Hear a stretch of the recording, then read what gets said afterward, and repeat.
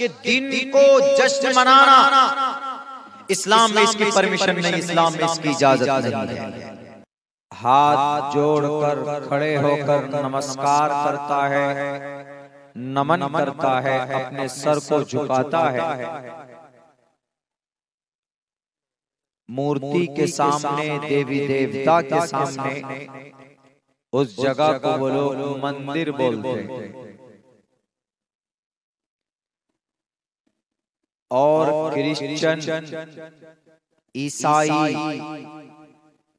जहां पर अपने गॉड को याद करते हैं, वो अपने खुदा की जहां इबादत करते हैं, उस जगह को चर्च बोलते हैं।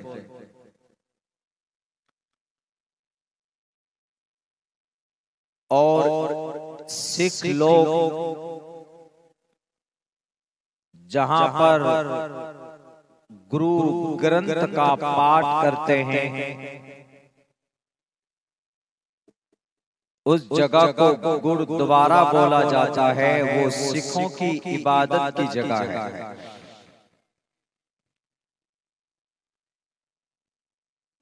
और जहां पर यहूदी लोग अपने रब के सामने अपने रब की इबादत करता है, उस जगह को गिरजाघर बोलते हैं।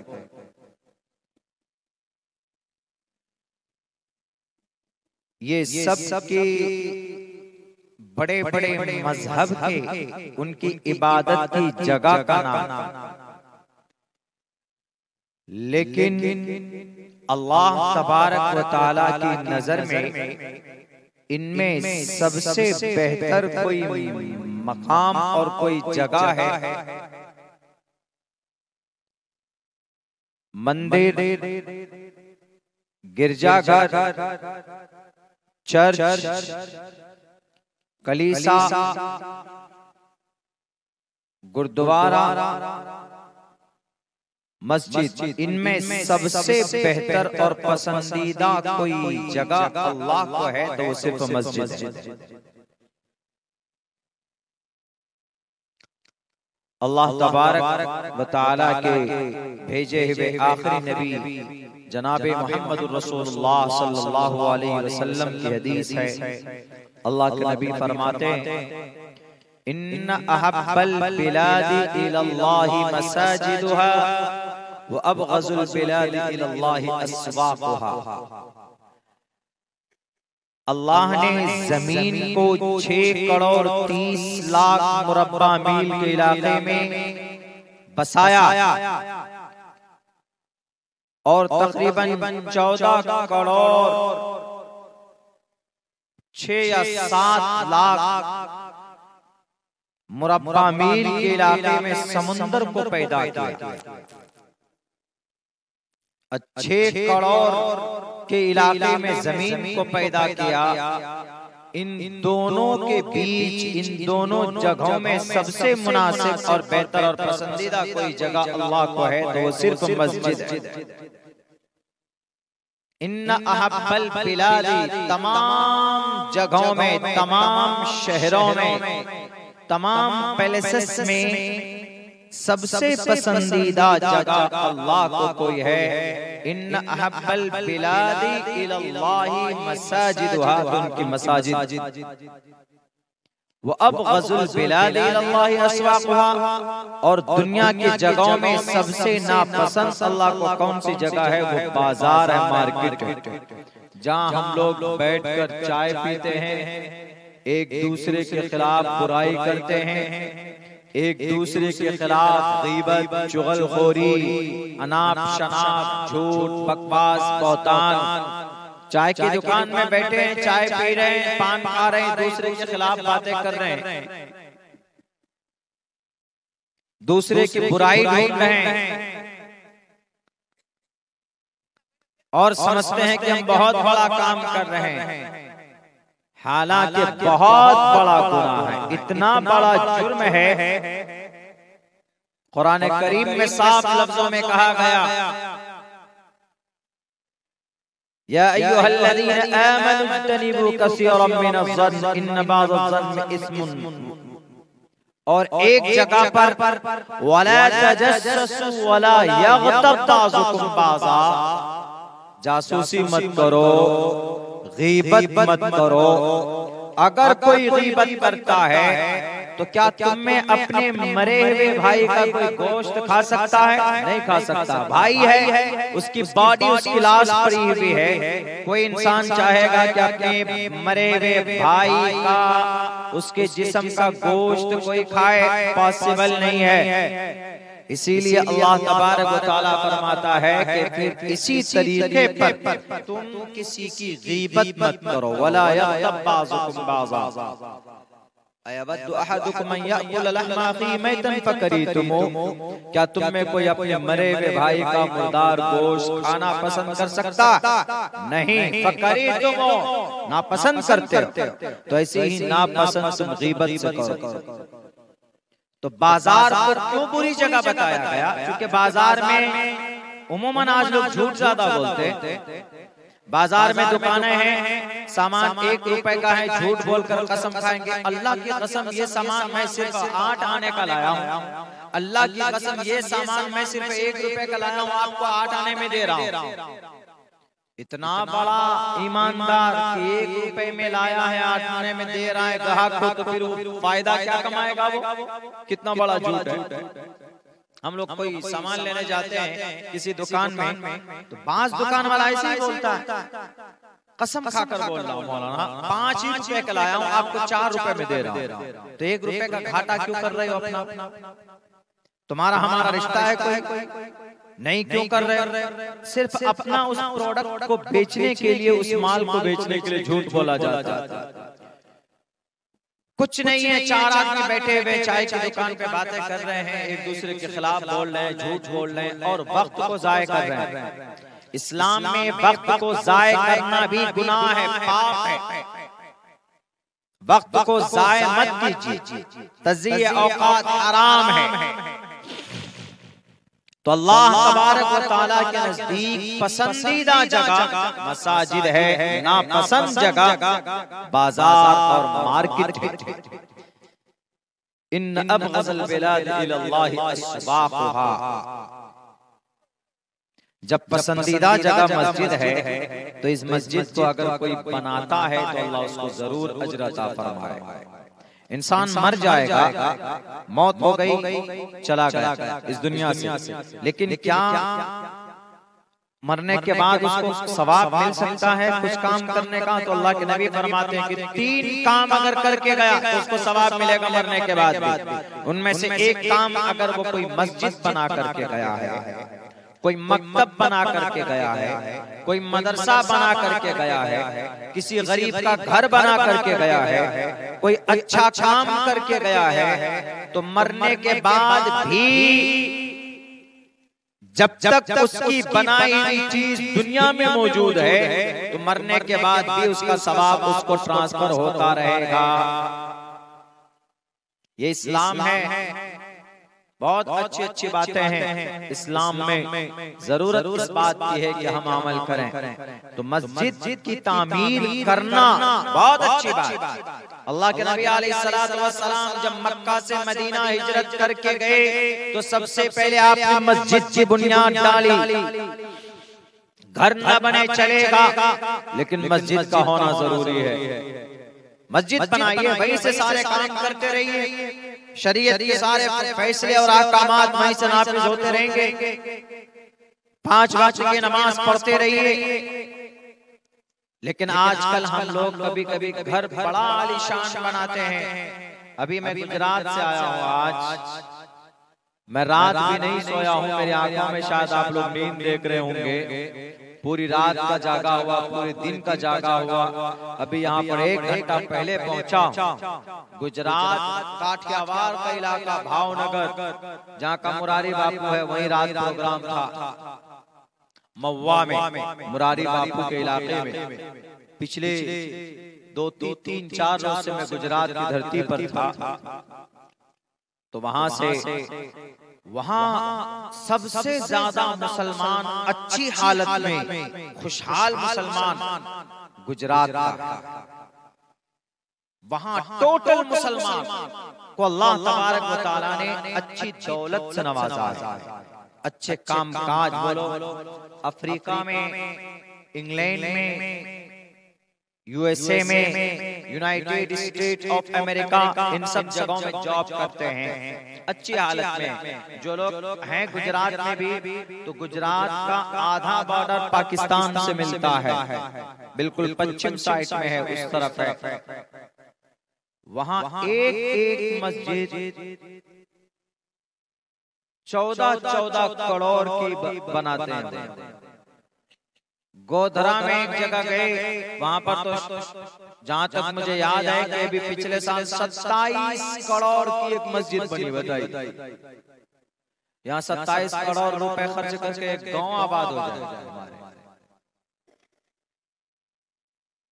तो बहरकैफ मस्जिद जितना ज्यादा हो बनाए, लेकिन उसके साथ साथ मस्जिद को आबाद भी करना। ऐसा नहीं कि चंदा कर लिए, जलसा कर लिए, मस्जिद बनाकर छोड़ दिया और नमाज पढ़ने वाला कोई नहीं, तो फिर पता है क्या कितना वबाल आता। ये मस्जिद की बेइज्जती है,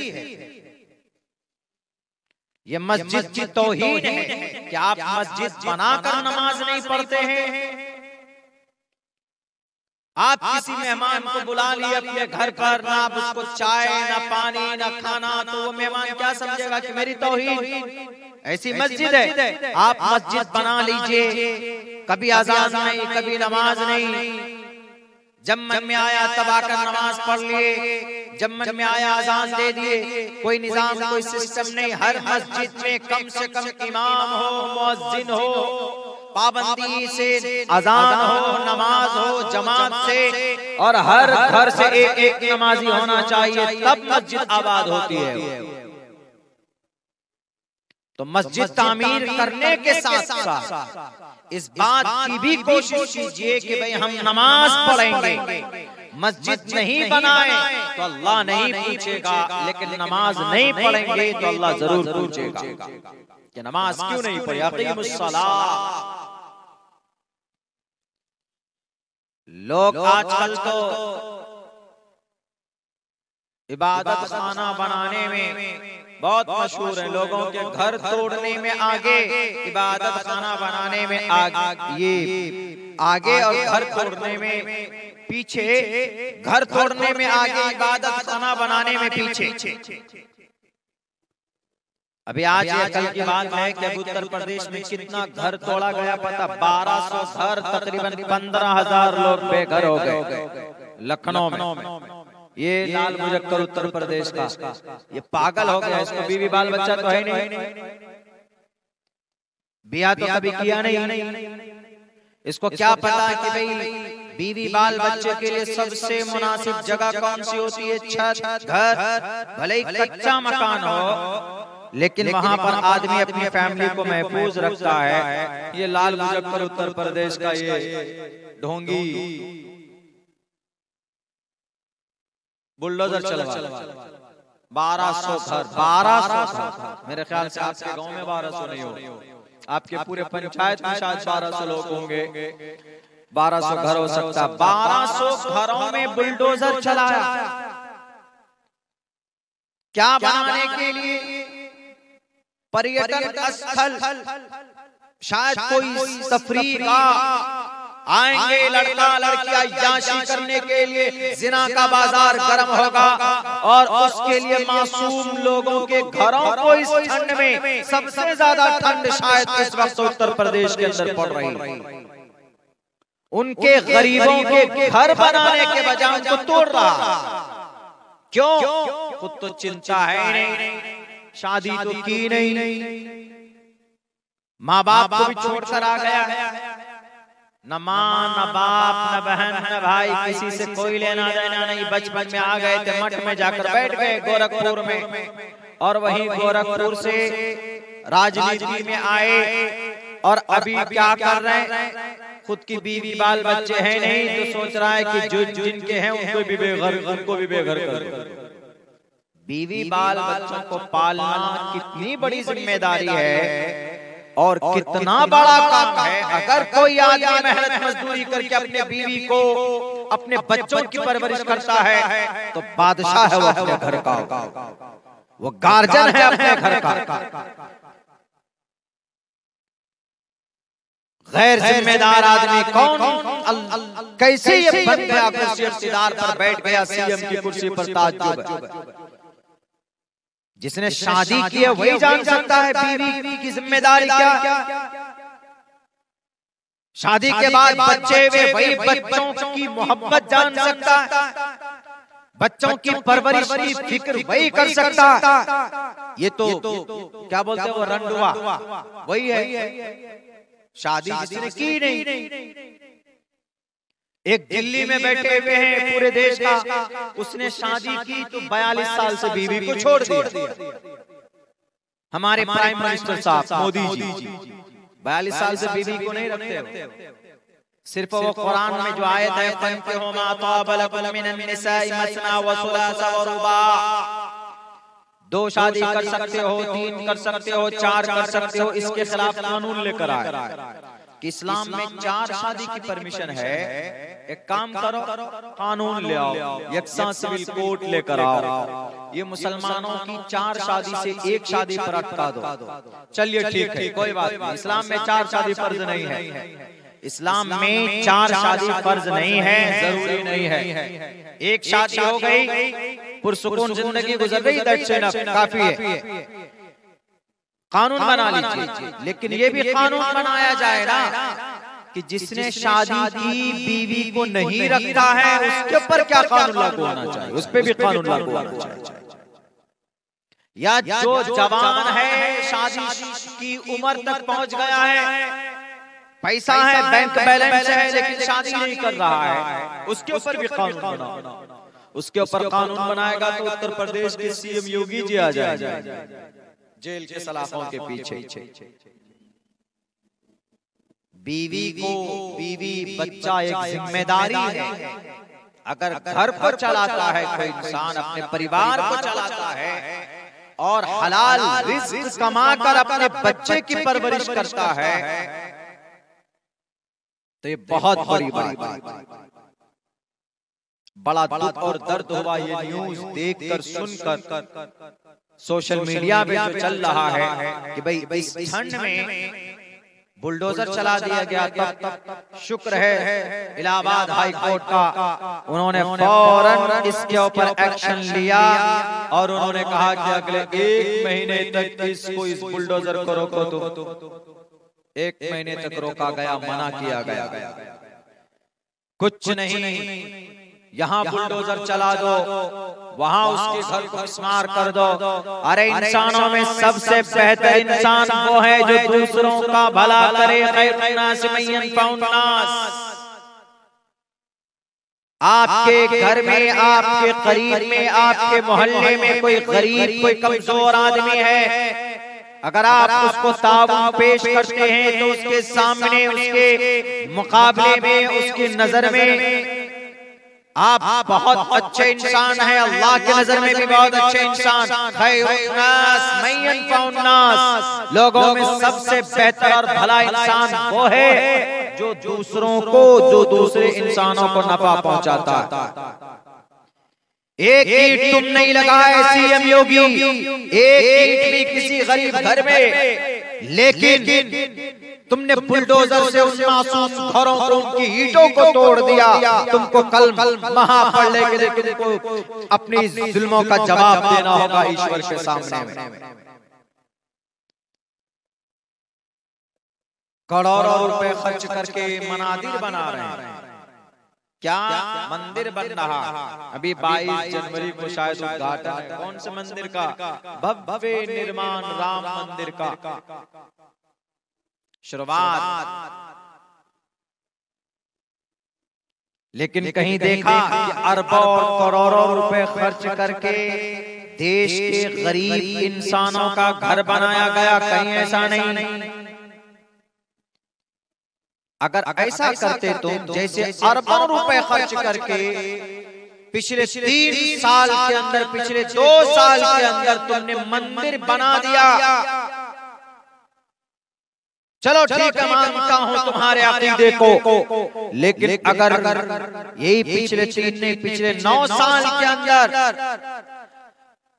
15,000 लोगों को घर बनाकर दे देते उनको, तो तुमसे बड़ा सीएम उत्तर प्रदेश के लिए कोई और नहीं होता। लेकिन नहीं, घर बनाकर नहीं देंगे। जो घर बनाते हैं बेचारे मजदूर, जिनके पास मुकम्मल तौर पर उनको जमीन नहीं है, प्रॉपर्टी नहीं है, मांग के लाते हैं, मजदूरी करके लाते हैं और अपनी मेहनत कमाई से वो घर बनाते हैं, और तुम्हारा बुलडोजर आकर एक दिन में गिरा देता है।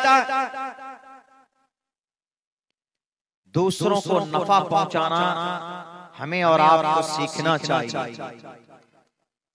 ये तो जालिम है, जल्लाद है। इसीलिए वो काम कीजिए जो मरने के बाद आपको उसकी नेकी मिलती रहे। उनमें से एक बड़ा काम ये मस्जिद बनाना भी है। इन्नमा यामुरु मसाजिद अल्लाहि मन आमन बिल्लाहि वल यौमिल आखिर, जो अल्लाह और उसके रसूल पर ईमान रखता है वो इंसान मस्जिद की तामीर करता है। और मस्जिद की तामीर के लिए बहुत बड़ी बड़ी कंडीशन है, शराइत है। अगर नाजायज गलत जगह पर नहीं बना सकते, किसी की जमीन पर कब्जा करके नहीं बना सकते, बल्कि आप तो भारत के कानून के हिसाब से मस्जिदें बनाएं।